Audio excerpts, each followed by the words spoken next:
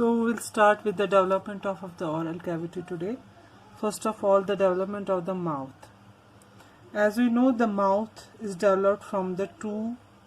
They are derived from the two. They are derived from two parts. The first part from the stomatodium and another from the foregut. The stomatodium, you know, it is ectodermal in origin, and endoderm and foregut is endodermal in origin. So we can say the mouth is bidermal in development, partly from the stomatodium, which is ectoderm, and partly from the cranialmost part of the foregut, that is endoderm. Hence its epithelium lining is partly ectodermal and partly endodermal, and the demarcation between the two is the buccopharyngeal membrane.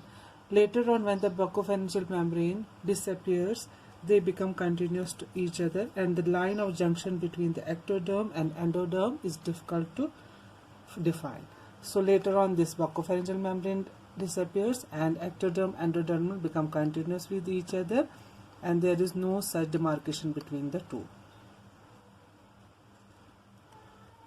So we can say the primitive oral cavity, the stomatodium, we can say is divided into the two parts by the by the primitive and definitive palate. That you already know how the palate is formed. By the formation of the palate, stomatodium, that is this part, is divisible into the upper part, that is the nasal part, and the lower part, that is the oral part.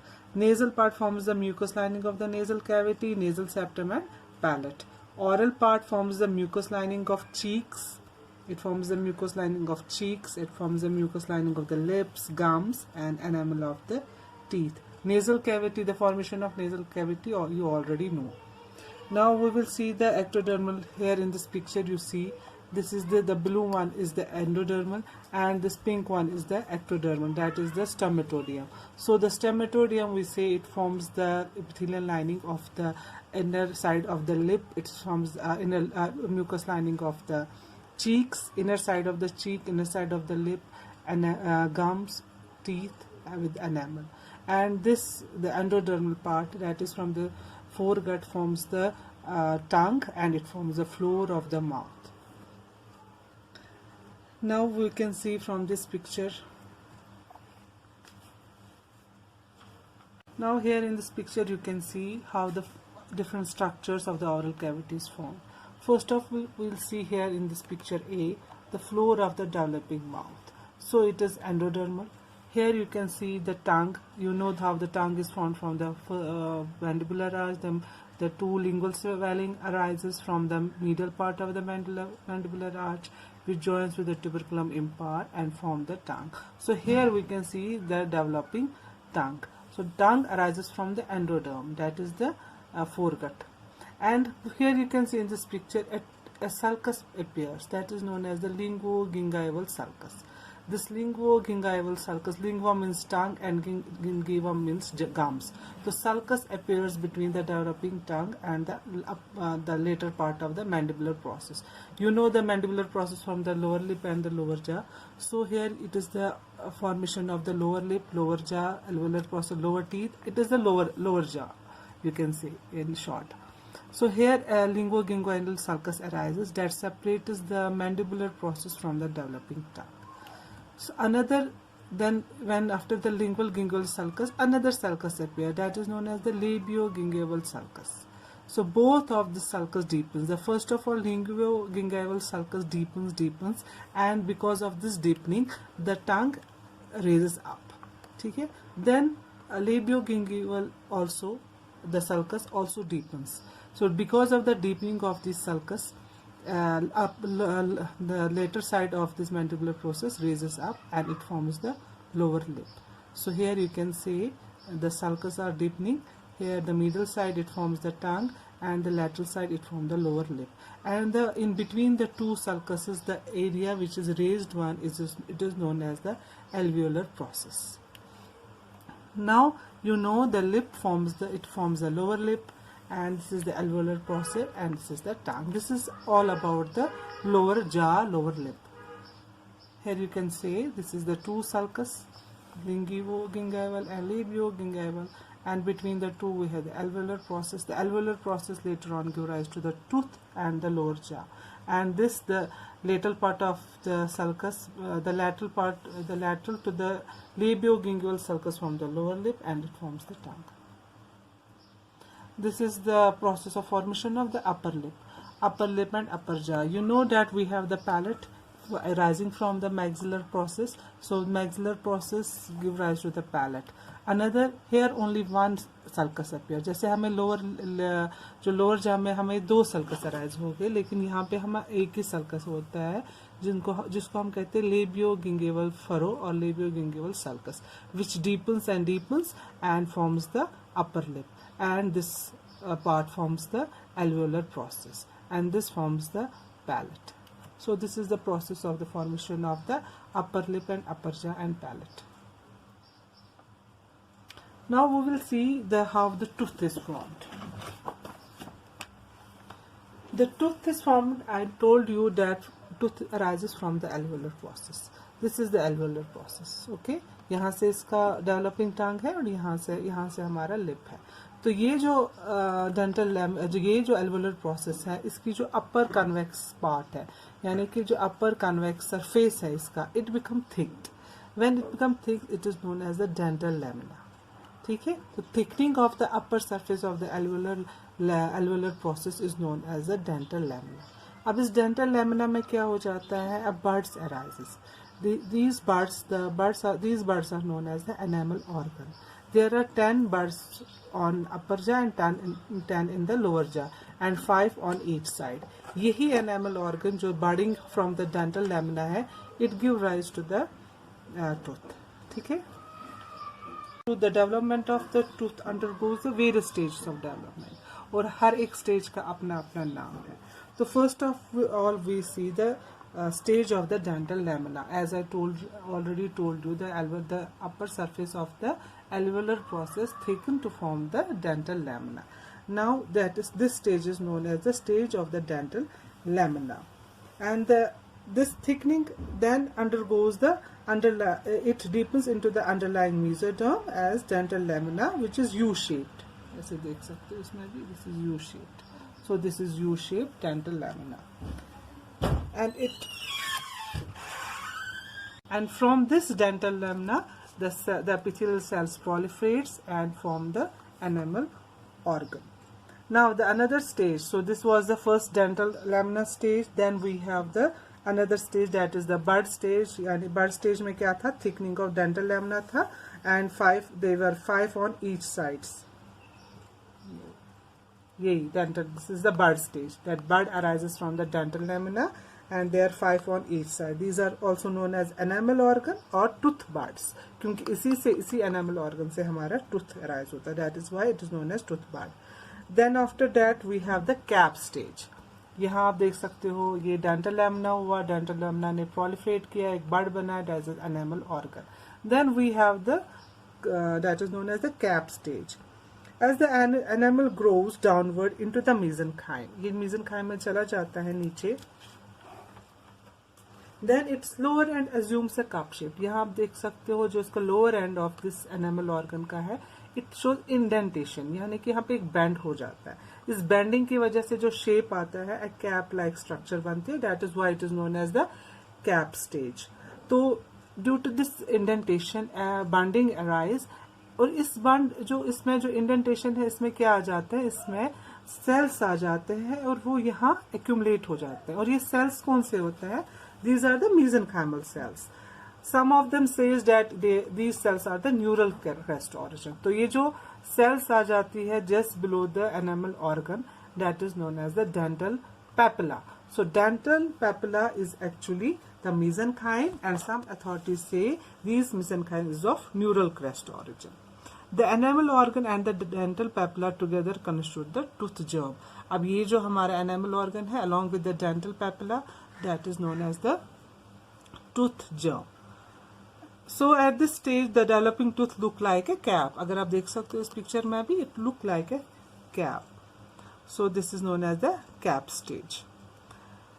Now we will see the another stage of cell, that is the bell stage. Cap stage हो गई, अब bell stage है. आप देखो आप इसमें क्या ये indentation जो थी वो deep हो गई and it assumes a shape of a bell. अब इस स्टेज में क्या हो जाता है, बेल स्टेज में क्या हो जाता है, the cells lining the enamel organ. तो ये हमारा एनामल ऑर्गन था, तो cells lining the dental lamina near the dental, जो डेंटल लैमिना के पास जो सेल्स थी, they become arranged themselves into a continuous epithelial like layer, and these cells are known as the ameloblast, a columnar shaped cells. The cells that of the enamel organ near the dental lamina arrange themselves in the epithelial like layer, a columnar shaped cell that is known as the ameloblast. क्या कहते हैं इसको, ameloblast.